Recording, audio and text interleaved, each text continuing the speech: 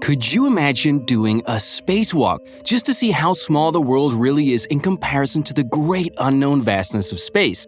This is 2019's Lucy in the Sky. Spoiler alert, while I might give you my opinion on the film, that's no substitute for watching it for yourself. Links to the film are in the description. Lucy looks down to the Earth from the space station that she's attached to. As she looks down, she remembers what it looks like down on Earth, and she remembers the sound of seagulls as she hangs up clothes in the backyard. After her commander calls out to her that they are headed home, she asks for a few more minutes as the sun comes over the horizon. Once she makes it back on the rocket, they prepare to re-enter the Earth's atmosphere. Back on Earth, Lucy goes to the school to pick up her daughter, Iris, but she starts to get flashbacks to her space mission as she waits. Once back at home, Lucy compliments the landscaping, and her husband, Drew, proudly takes credit for taking care of things while she was gone. Later on, Lucy goes to meet with Will to answer some questions about her readjustment. I'm fine. I have a feeling that if that were the case, we wouldn't really have a movie to watch. The idea of being up in space where you are absolutely and completely alone is enough to make anyone rethink how they handle being around civilization. Imagine being up there with no way to contact anyone, just floating around with no friends, hardly any oxygen, and no gravity, completely alone. After her session, Lucy goes to see her grandmother, Nana. Nana points out that she's not getting any younger, and when she finds out that her next mission is in 13 months, she tells her that she'll have to work harder. Lucy does just that. She immediately heads for the track where she recites modules and training while running. While running, she gets a few pieces of advice from Mark, who is another astronaut that tells her to let loose a little bit. As candidates gather for selection for the next Orion mission, Jim addresses the crew about what he expects, and Lucy takes some time to share pointers with Aaron, who is also trying to earn her place on the next mission. Once they get in the simulator, Lucy starts to have flashbacks to the previous mission she was on. When she gets home that night, Drew takes about 3 steps towards Lucy, and she automatically knows what he wants to talk about. It's like she can sense the baby meter in Drew going off, and she just tells him that she wants to do one more mission before having one. That's another 13 months away. Drew seems to be pretty patient, but I'm starting to think they're both running out of time. Afterwards, Lucy is at work, but she has flashbacks while Mark brings his daughters through the facility on a tour. After he sends his kids to get a snack, he tries to ask Lucy if she bowls, and he tells her about the elite club of bowlers that includes people that have been in space. At first, she tries to tell him that she's gonna go home to her family, but Mark tells her to just lie and say she's still training.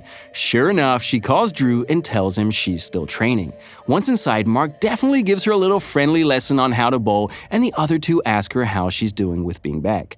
Lucy admits that she's a little off, but when she explains that seeing the entire universe makes her wonder what she's really doing down here, she's ready to go back. It's also very clear that Mark has a thing for Lucy. Also, if you aren't prepared to bowl like this, we can't hang out. You've got these other 3 that are trying to bowl like pros and put some spin on it. Kate, on the other hand, is just trying to stay upright and save that beer.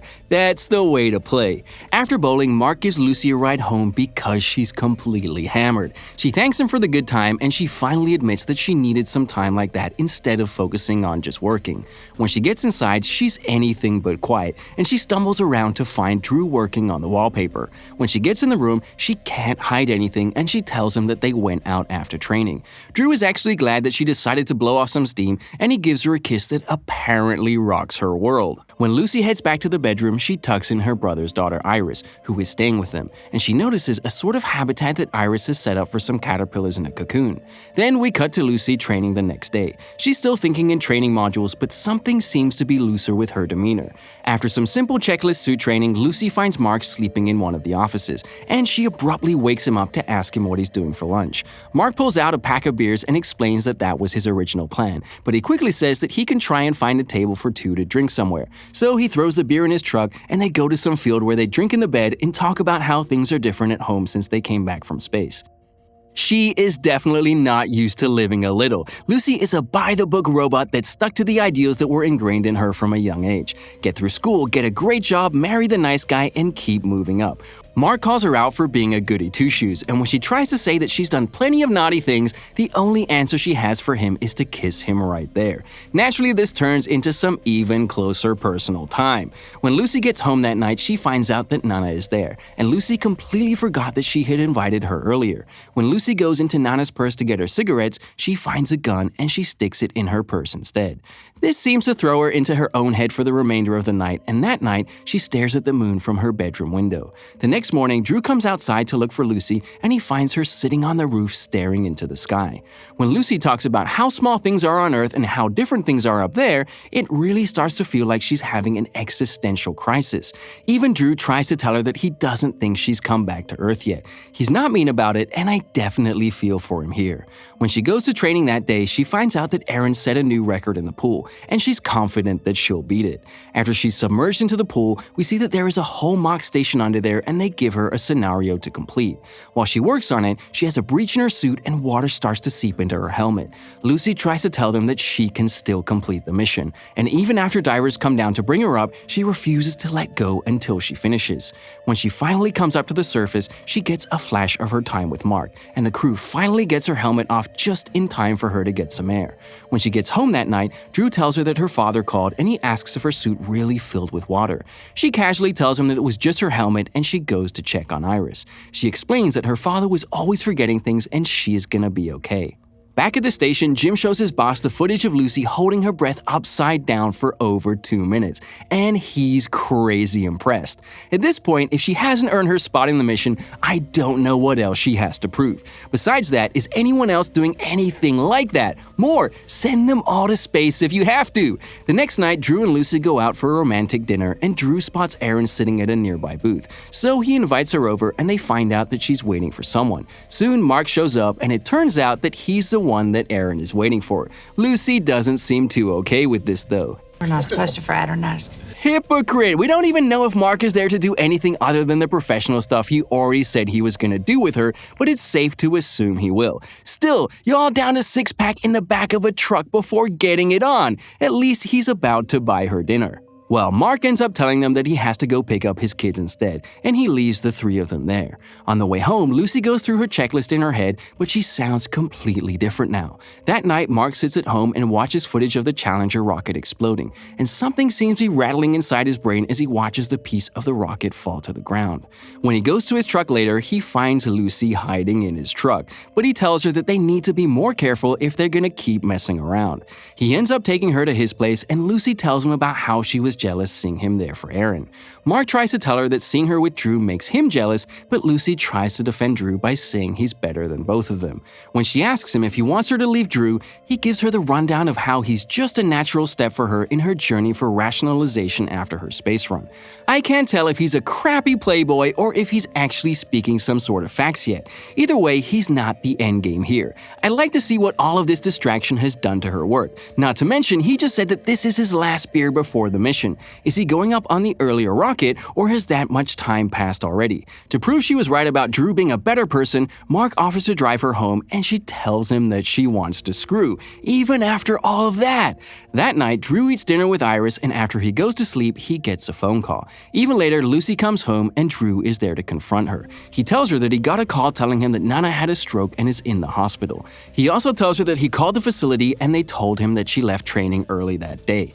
God! The next morning, Lucy goes to the hospital to check on Nana, and the whole world freezes around her. Her world seems to be crashing all around her. When she gets to Nana's room, she shows her a little tough love, and it seems to work as Nana responds. When they get back home, Drew sends Iris inside, and he checks on Lucy, who finally tells him she's not doing well. He confronts her about her glove compartment which he snooped in, and he asks why there's a loaded gun in there. She explains that it was Nana's, but everything just goes downhill from here. Nana doesn't make it, and Lucy chants training modules from the time Nana crashes to the funeral. Once there, she gets lost in her mind, and Drew has to take her away so she can collect herself. I'm leaving. Seriously? It took Nana dying for her to do that? On top of that, she did it when Drew is trying to be the most supportive man he can be. This is one of those tough times where you don't want to see either of them as the bad guy, but you can see how they don't really seem good to each other. Lucy takes the butterflies, her bag, and Iris, and they go to Nana's apartment for the night.